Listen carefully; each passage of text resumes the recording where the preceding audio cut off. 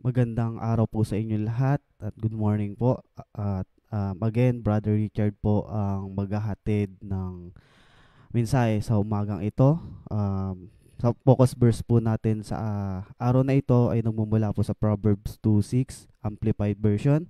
Sabi po diyan, train up a child in the way he should go, teaching him to seek God wisdom, and we will for his abilities and talents.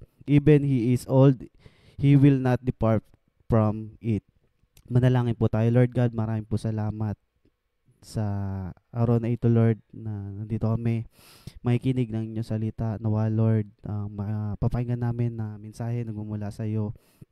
Magkaroon, Lord, ng pagbabago sa aming pamumuhay. And Lord, yung mensahe na ito na, Lord, na magkaroon ng impact, Lord, sa bawat isa. Magkaroon ng pagbabago na lalo na sa mga parents, Lord, and teachers, Lord. And Lord, kayo na manguna, Lord, bigyan mo may wisdom and knowledge sa umagang ito. Maraming salamat in Jesus' name.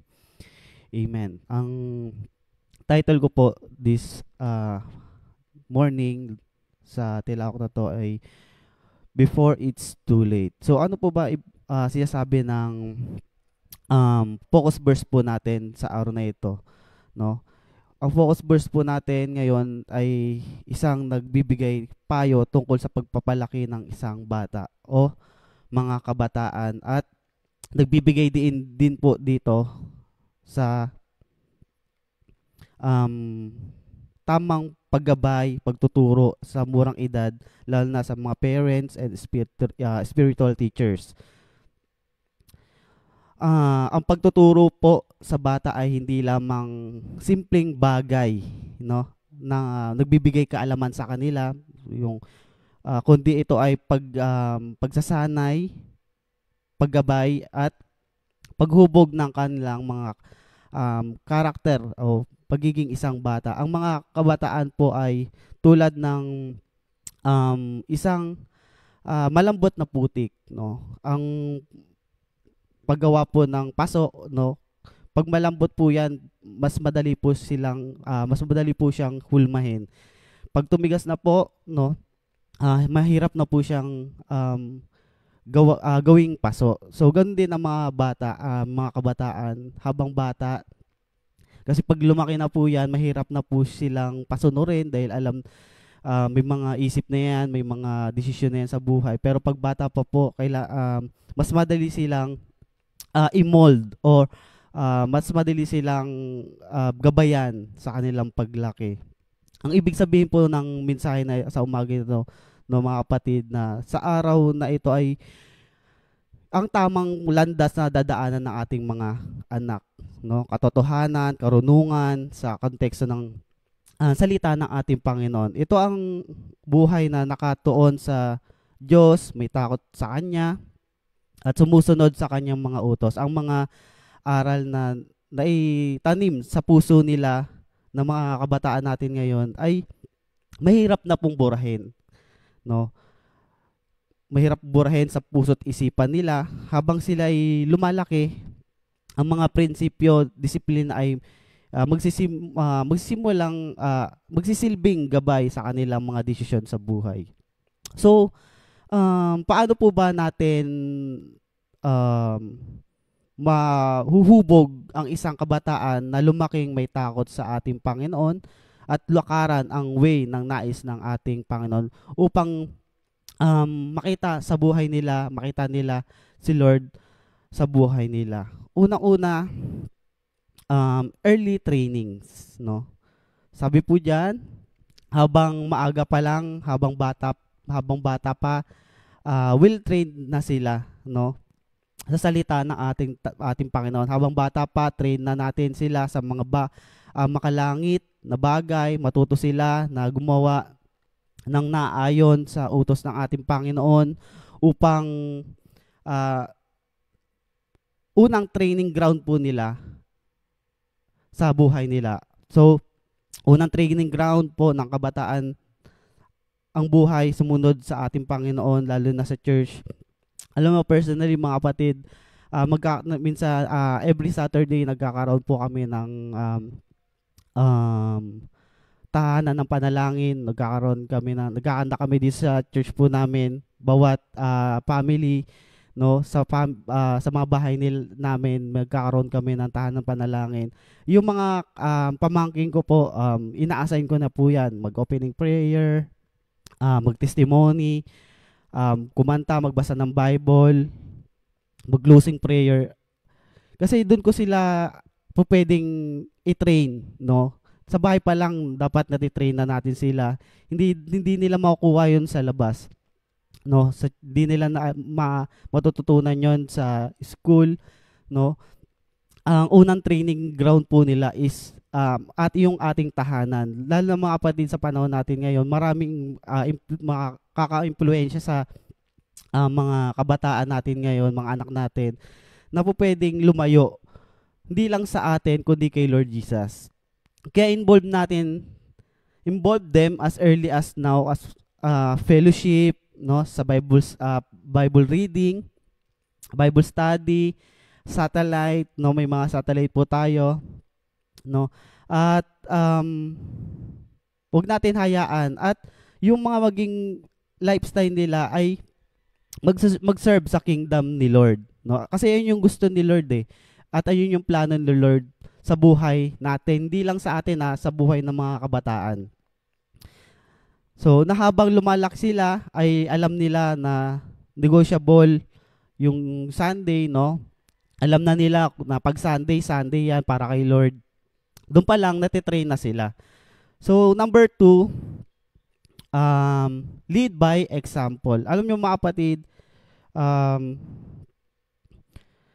wag natin hayaan na hindi tayo nagiging role model ng mga kabataan. Dapat tayo sa atin nagsisimula, nakikita yung mga bagay na dapat na gusto natin ituro sa kanila. Kasi ang kasabihan nga, 'di ba mga kapatid, na kung ano yung nakikita ng bata sa matanda ay nagiging tama. So paano natin sila madadala o paano natin sila matitrain ng tama kung sa atin mismo hindi nakikita, no? Hindi nila nakikita si Lord sa buhay natin, hindi nila nakikita yung tamang dapat gawin, tapos ituturo natin sa kanila. So magiging questionable sa kanila yon. Pwedeng isumbat sa kanila, ikaw nga hindi ka sumusunod, ako pa kaya. So dapat nagiging good role model tayo sa mga kabataan. Huwag natin silang bigyan ng question mark sa kanilang isipan para hindi sumunod sa atin. Kaya sa atin mga kapatid, no, i-train natin yung mga anak natin, train natin yung mga kabataan, no, teachers, satellite leaders, leaders. Huwag natin hayaan na manatili yung mga kabataan na yan na kukunti lang yung nalalaman nila about Jesus Christ, no? Kaya sa atin mga kapatid, na yung mga kabataan na yan, no, na binigay ng ating Panginoon sa inyo, sa mga satellite leaders and leaders, binigay ni Lord, andyan yan sila upang magbigay ng tayo ng gabay sa kanila.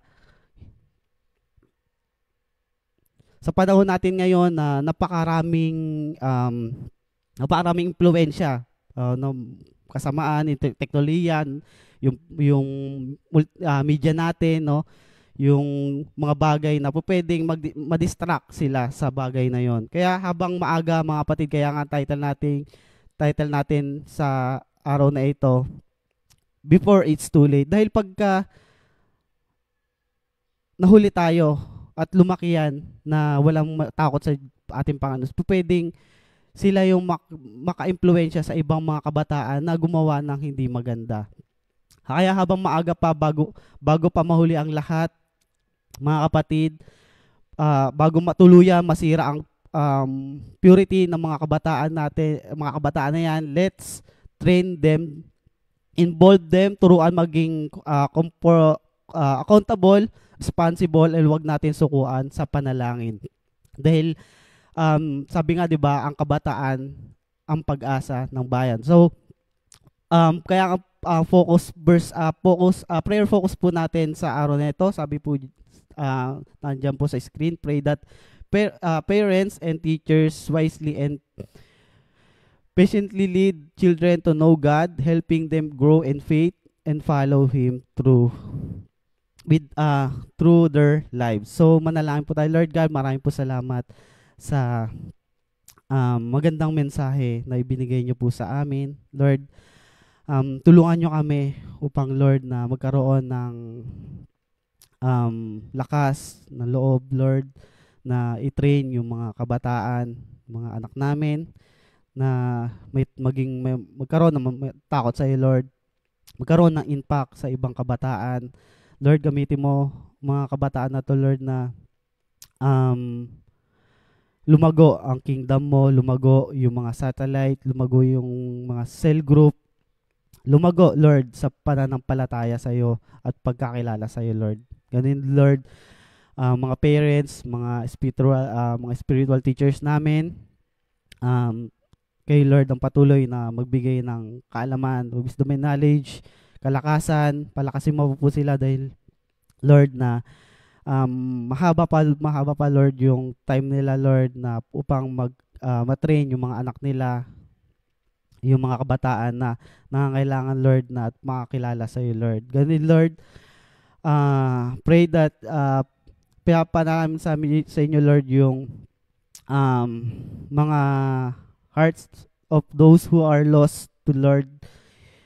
Huwag mo hayaan, Lord, na manatili sila sa ganong kalagayan, Lord, and abutin mo sila, iparamdam mo sa kanila yung pagmamahal mo, i-comfort mo sila, Lord, and kailangan ka kanila sa panahon, Lord, na mga bagay na nararamdaman nila, Lord.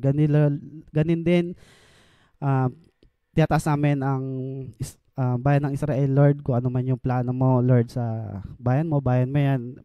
And alam namin na hindi mo papabayaan ang bayan ng Israel, Lord. And kay Lord ang patuloy na humawak, Lord, sa mga leaders at mga namumuno sa bayan na yan, Lord. And alam namin, Lord, gagawa ka ng mas malaking magandang bagay na may bibigay mo sa amin sa bawat isa. Ganun, Lord, bless mo yung mga nakikinig sa umagang ito. Buhos mo yung pagpapala mo.